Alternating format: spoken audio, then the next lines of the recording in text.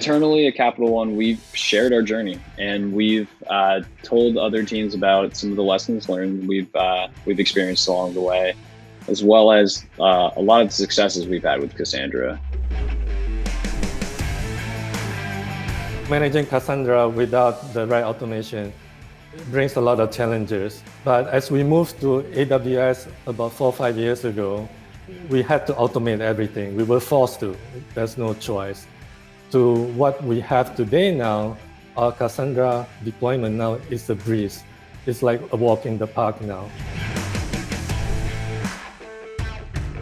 In operator, it just one single line change, and you just deploy that operator again, and that's it. It starts a node for you, and it takes care of all other configuration of Cassandra related configuration like data center, rack, and token allocation, bootstrapping.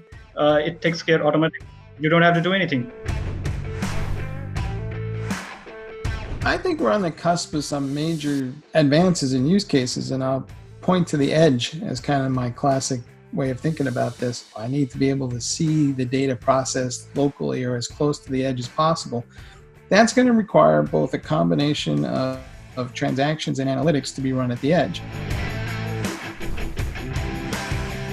My entire experience on the front end working with data was importing it through an API, right, making a call, and having, again, that surface level experience with it. So being able to understand more of that and really not having any sort of database background, I think actually benefited me.